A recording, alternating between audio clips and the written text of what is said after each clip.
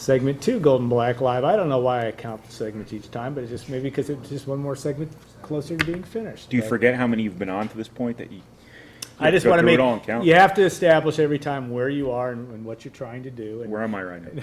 I have no idea. somewhere in West Lafayette. Brian Newbert joins us, and we'll take a second to thank our sponsors, Triple X and Hilton Garden Inn, State Farm agent Trent Johnson, and our good friend John Basham. We have an audience of 2 or 3 here, as Amy and Haley, who happen to be, I don't know if they're all, Amy's my better half, that would be my wife, and Haley my daughter, but they will not be on the air either, unless it gets really desperate or Brian walks off. I think Haley could carry on a very good conversation. She can do better than I could. That's for sure. Steph White also will be joining us in segment 3. Brian, A.J. Hammons has been the talk of whatever in Purdue basketball here over the last 24 to 48 hours in terms of his not suspension, but he is, what do you call him? He didn't play in the scrimmage on Sunday against Dayton. That's it. He's not suspended. It's just typical A.J. Hammond stuff. You know, this has been going on his whole career. Matt Painter's pissed at him, but that's in the program. That's what they used to call Tuesday and Friday. But I'm joking, Yeah. of course. Obviously, A.J. Hammons has always had some consistency issues in every phase of his life, whether it's playing, whether it's not playing, on the court, off the court, whatever. And at this point, it's pretty evident that's just what he is. And getting upset about it, getting frustrated about it, you're just kind of wasting your energy, I think. And it's just one more little thing. It's probably nothing. He'll probably be back in time. All he did was miss a scrimmage. I know everybody's panicking because, you know, your all Big Ten player has some instability right before the start of the season everybody's really looking forward to, but I would have to think this is something that resolves itself relatively quickly. It doesn't sound to me like he's going to play tomorrow. Or Sunday, you mean, yeah? Sunday. Yeah. But it also doesn't sound like this is any sort of long-term concern. It's not an eligibility issue. It's not a suspension. So I think all the worst is off the table. Yeah. Purdue takes on Northwest Ohio Sunday afternoon, 5 o'clock exhibition in Mackey Arena. We do know the Basil Smotherman will not play. We, the whole redshirt issue in terms of that too. You will expect to see Weatherford and Klein in this game as well because they can play in this game. Yeah. So without losing that. You can play freshmen and still redshirt them in the exhibition. You cannot play returning players and still redshirt them under NCAA logic. I don't know where that's coming from, what the point of that is. I don't either. But Purdue can play its freshmen tomorrow. Ryan Klein will play probably a lot. Grant Weatherford is available to play, whether they play him or not, because I'm not sure he's a rotation guy at this point anyway. We'll see. Caleb Swanigan, I think we can probably safely say will play. He's not going to redshirt this year. Yeah. But obviously they have a choice to make on whether or not to redshirt Ryan Klein. You can go either way on that. I don't think it's a pretty dicey deal because you don't want to waste a year of his eligibility, and that's what the risk you run if you play him, because there's no guarantee he's going to crack that rotation because you have a very deep team.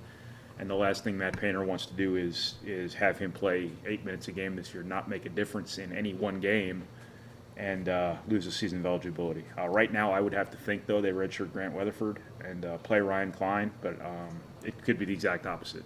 The exhibition game will go a long way in telling the tale. This is an interactive show, and you are welcome to send us your question. Allie will field them kind of like the old fair catch. She'll digest them and send them off to us if you have questions for Brian. When you've seen Klein, all the talk about his ability to make shots, and you've made it pretty clear in your writings about making them in practice versus making them in games that can be different things at this level. So, what do you expect to see from him? In terms of... Well, he can really shoot. He can really shoot. Of Purdue shooters, he's probably the purest, most skilled guy they have. And he's made a lot of shots in preseason practice. He made a lot of shots during the summer after he got here. But so did Dakota Mathias last year, so did Kendall Stevens the year before that. And then those guys didn't necessarily shoot the way they wanted to in season. So there's a big difference between making shots in practice and making shots in games. So if you burn Ryan Klein's red shirt right now and it turns out he's not quite ready to get every ounce of his shooting skills out there, then, like I said before, you kind of run the risk of him losing a year of eligibility when there's no guarantee he's ready to help you win games right now. And you're so deep at that position, you have to assume Kendall Stevens is going to shoot better this season, and he was 38% last year, which wasn't bad. And you have to assume that Dakota Mathias is going to shoot better this year because he's just way better than he showed last season. So at best right now, Ryan Klein is number 3, your number 3 shooting guard, number 4 shooting guard, because Rafael Davis is going to start there to get him on the floor. So you really worry about wasting him this year. Yeah, you really worry about finding him enough minutes to justify him playing. I know fans want to see him because they're really excited about his ability to shoot the basketball, but you're really rolling dice if you play him, if you ask me. We got a question from Eric, who is a friend, not only a subscriber to Gold and Black, but a Purdue club soccer fan that I've had a chance to meet. But he has a question about how, and the context for that is that Haley, one of our guests here in the studio, is a member of that team. But how has Isaac Haas looked? I've heard all about AJ and Biggie, but not much about Haas. Is that a function of just because those guys tend to garner the attention, obviously, based on what's gone on at the start of the season? What's been your view of Haas so far? He kind of is what he is, I mean, he's the same thing as he was last year. I think he's in better shape than he was last year. I think he can play for longer periods of time. I think experience really matters for him because I think he understands how to deal with some things now, maybe with the officiating, not with the getting called for fouls or not getting called for fouls, but dealing with it when you are or aren't. So I think he's a better player just through age, but also he's really improved his conditioning. From a skills perspective, he's never going to be Kevin Durant. He's never going to be Kevin Garnett, whoever. He is always going to be just a guy who's big and gets every ounce of value out of being big as possible, and he's still big.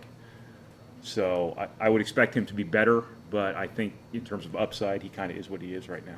And he's not a 35-minute game. But he's really good, too. I mean, but Haas is, even with A.J. Hammons potentially out of the exhibition game, an exhibition game that we're going to run, and 30 minutes a game with Haas is a high side. Yeah, I don't think Haas is ever going to be a 30-minute game guy. I think at his ceiling, you're going to get 23, 24, 25 good minutes out of him. If you want any more than that, I think you're really rolling the dice in terms of him wearing down.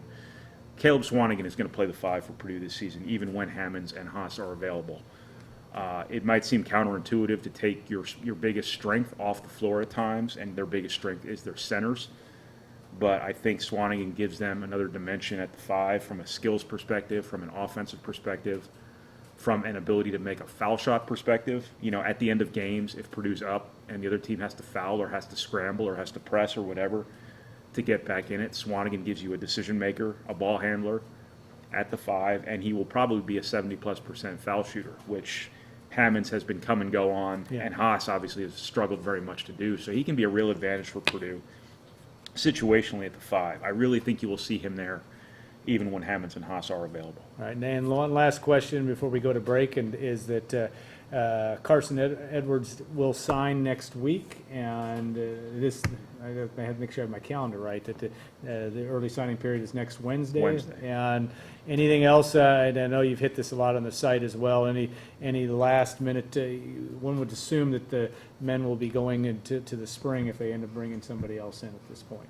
Yeah, I don't know if Carson Edwards is going to sign on the first day of the signing period or not. I haven't asked him. I haven't found out, but I'd imagine he's going to. I know some other people tried to recruit him after he committed to Purdue, but he's been rock solid all along, so I don't think Purdue's got anything to worry about there.